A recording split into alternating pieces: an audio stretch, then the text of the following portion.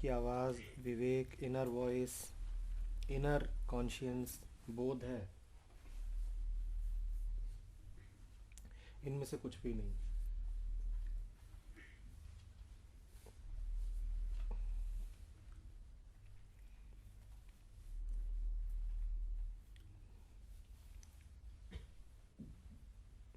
बोध का अर्थ है ऐसा जानना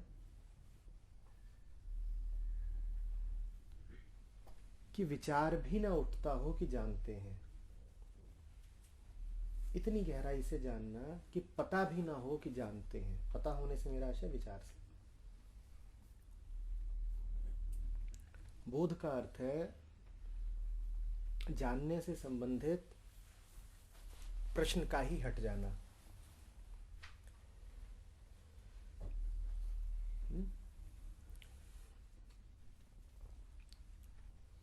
होने में है बोध, ज्ञान में नहीं है।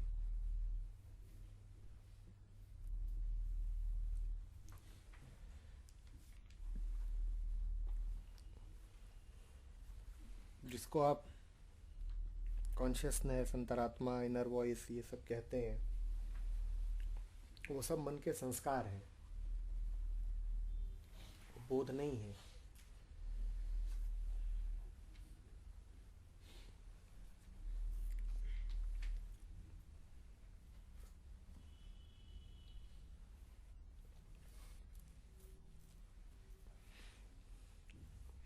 दूसरी बात आपने कही है कि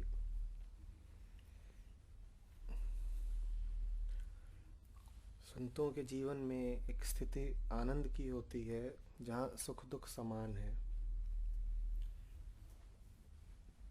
मुझे नहीं पता इससे क्या आशा है आपका। सुख दुख तो मुर्दे के लिए भी समान होता है। वो न सुख के प्रति उपलब्ध है, मौजूद है, न दुख के प्रति। जब शास्त्र कहते हैं या संत कहते हैं कि सुख दुख समान है, तो उनका आशय ये नहीं होता कि ना सुख का अनुभव करो ना दुख का अनुभव करो। उनका आशय ये नहीं होता कि ऐसे मृतवत हो जाओ कि पता ही नहीं चल रहा है कि सुख है, कि पता ही नहीं चल रहा है दुख है। सुख दुख दोनों समान इस तरीके से हैं कि दोनों में गहराई है, ऐसे समान है।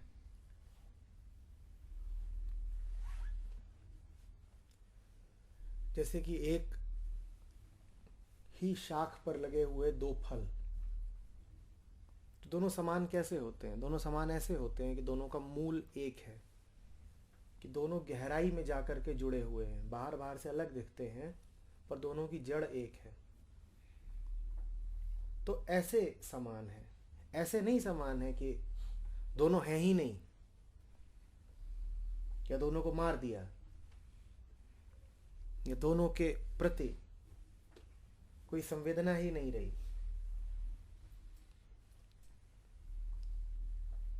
वो जड़ता हो जाती है।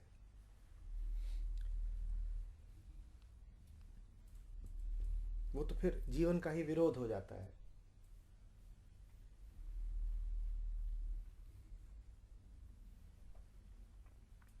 और ये बहुत होता है।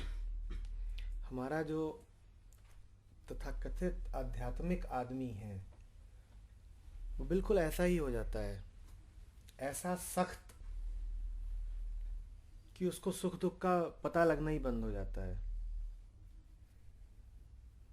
उन्होंने आपसे कहा है कि आनंद में सुख दुख एक समान हो जाते हैं, और मैं आपसे कह रहा हूं जो सुख को गहराई से अनुभव नहीं करता, जो दुख को गहराई से अनुभव नहीं करता, वो आनंद को भी नहीं पाएगा, क्योंकि गहराई का ही नाम आनंद है। जो गहरे से गहरा बैठा है तुम्हारे भीतर, उसी का नाम आनंद है। तो जब सुख में गहराई नहीं और दुख में गहराई नहीं, तो फिर आनंद कहाँ है?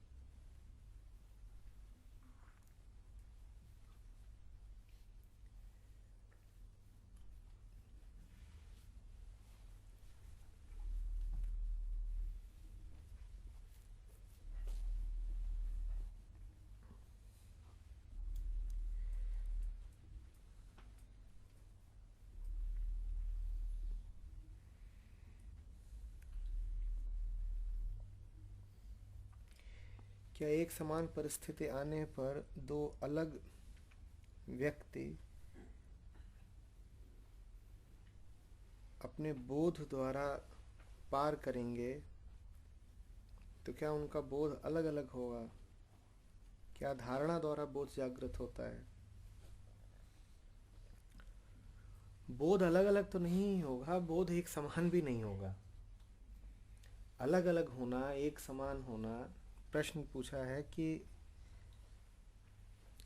किसी परिस्थिति का उत्तर दिया जाता है यदि दो जागृत व्यक्तियों द्वारा, और दो अलग अलग उत्तर दिए जाते हैं, तो क्या उनके बोध अलग अलग हैं? बोध अलग अलग नहीं होते, बोध एक भी नहीं होते। अलग अलग होना या एक समान होना, ये सारी संज्ञाएं वस्तुओं पर आरोपित की जा सकती हैं।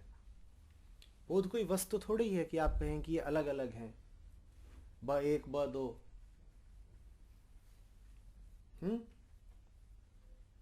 या कि कहें कि नहीं, इनके अलग अलग प्रकार होते हैं, एक बढ़िया वाला बोध और एक ना बढ़िया वाला बोध। जो बढ़िया वाला बोध होता है उसको बोलते हैं वो बढ़िया, और जब बढ़िया वाला नहीं होता उसको बोलते हैं कुछ और। ऐसे थोड़ी होगा।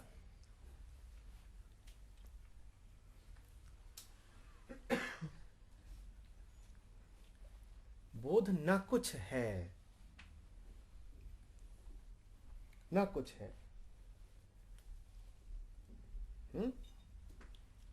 मन ज्ञान जानता है, अज्ञान जानता है। तो इसीलिए आपसे कहा जाता है कि बोध ज्ञान नहीं है, तो आप अचंभे में पड़ जाते हैं। आपको लगता है कि ज्ञान नहीं है तो क्या होगा? क्या होगा? आपको लगता है ज्ञान नहीं है तो अज्ञान होगा। अरे भाई, मन की बात नहीं हो रही है ना इसमें। मन में तो ये जो आप जानते नहीं तो आपको लगता है न जानने की बात हो रही है। एक होता है ऐसा जानना जो जानने न जानने के परे होता है, उसको बोध कहते हैं।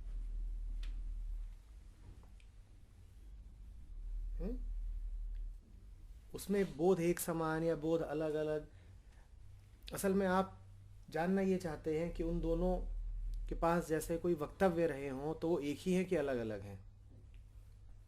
कि भाई इस संत का बोध क्या है, उस संत का बोध क्या है। आप किसी सिद्धांत की तलाश में हैं कि इस संत के पास क्या सिद्धांत है, उसके पास क्या सिद्धांत है। बोध कोई सिद्धांत थोड़ी होता है।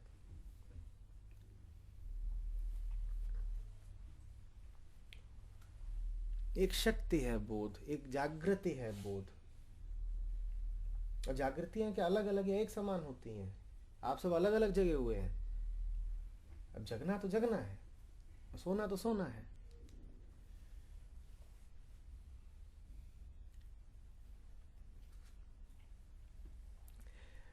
फिर पूछा कि क्या धारणा द्वारा बोध जागृत होता है? क्या धारण करके बोध जागृत होगा? कौन धारण करेगा? धारण मतलब किसी ने धारण करा हो ना, कौन? पिछली बार एक बहुत अच्छा एक्सपीरियंस बताया था इन्होंने 100 से ज़्यादा कबीर के दोहे पढ़े थे, और उनमें से शायद 15 से याद हो, लेकिन इनकी धारणा हो गई है। तो मेरा क्वेश्चन ये था कि इनकी परिस्थितियों से आप सामना कर रहे हैं, तो क्योंकि इनटू द बीइंग आ गया है, इनकी धारणा हो गई है, तो क्या उनका बोध जागृत हो गया, या ये धारणा डिफरेंट है और वो बोध अलग है? नहीं, कौन, किसने कहा कि कबीर के दोहे धारणा बन गए हैं? पिछली बार एक क्लास में एक एग्जाम्पल दिया गया था कि कबीर के दोहे धारणा बन गए हैं। सेशन में बता रहे हैं, सेशन में। किस सेशन में? Clarity session. किसने बोला था? इन्होंने बोला था कि इन्होंने 100 से ज़्यादा कबीर के दोहे पढ़े हैं, वो उनको याद हो गए हैं, याद हो गए इन द सेंस उनकी धारणा में आ गए हैं। किसने कहा था? तुम? मेमोरी विभाग का कहते हैं ना हम लोग कि कोई चीज़ जब मेमोरी के डोमेन में आ जाती है, वो शायद वो सॉइल वाला जो था ना, पानी वाला, मगर ऐसा बोला नहीं था।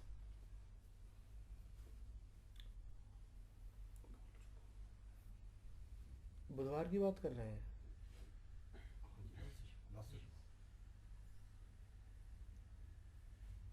उसमें धारणा कहाँ कहा कि धारणा बन जाती है? 100 से ज्यादा कबीर के दोहे, ये कब, कहाँ, क्या बात है? नहीं,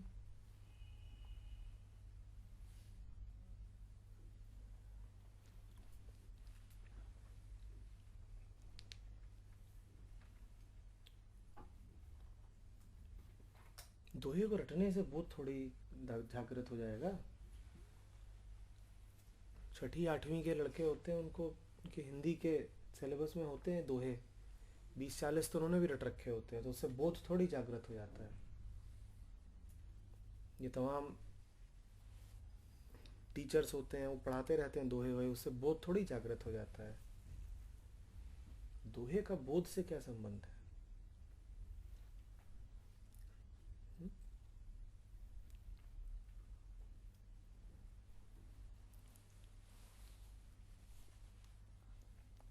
या आप जो पतंजलि का मार्ग है उसकी बात कर रहे हैं, उसमें ज़रूर आता है कि धारणा एक रास्ता हो सकता है समाधि तक पहुंचने का। पतंजलि कहते हैं धारणा ध्यान समाधि।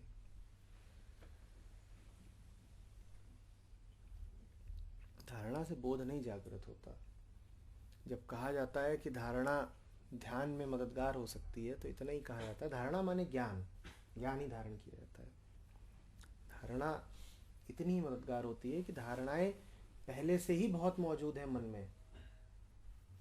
धारणाएं पहले से ही बहुत मौजूद है मन में। सम्यक ज्ञान वो, सम्यक धारणा वो जो पुरानी धारणाओं की मूर्खता दिखा दे कि पुरानी धारणाएं कितनी सीमित हैं, ये स्पष्ट कर दे। उस अर्थ में धारणा कारगर हो सकती है। लेकिन धारणा अच्छी वही है जो पुरानी धारणाओं को काटे और फिर स्वयं भी विलुप्त हो जाए।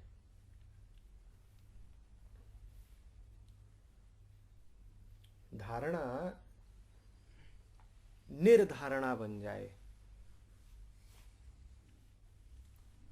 तब बात पक्की हो जाती है। उसी को आप कहते हो ना कि अब निर्धारित हो गई बात, पक्के होने को। निर्धारणा हो जाने का अर्थ है कि अब बात बिल्कुल जम गई है।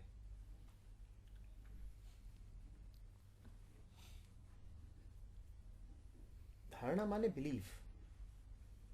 कोई बिलीफ थोड़ी आपको अवेयरनेस में ले जाएगी। और अवेयरनेस शब्द न तो कॉन्शियसनेस है न नॉलेज है। भाषा इसको बहुत उल्टा पुल्टा कर देती है। अंग्रेजी में अवेयरनेस और नॉलेज करीब करीब एक ही तरीके से चलते हैं। वो बहुत बिल्कुल बेहूदी बात है। नॉलेज तो छोड़िए, अवेयरनेस कॉन्शियसनेस भी नहीं है। कॉन्शियसनेस का ही मतलब होता है कि कोई है जो कॉन्शियस है। कॉन्शियसनेस में भी द्वैत होता है। I am conscious of something. Awareness में कॉन्शियसनेस भी नहीं है।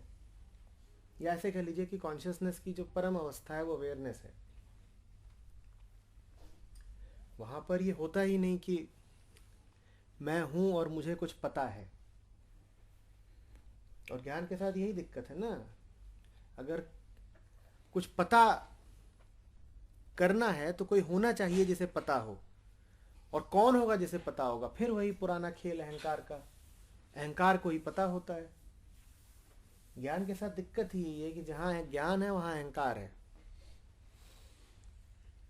ये हो ही नहीं सकता कि ज्ञान हो और ज्ञानी ना हो। ज्ञान है तो ज्ञानी को होना पड़ेगा ना। बोध वो है जिसमें ज्ञानी बचा नहीं।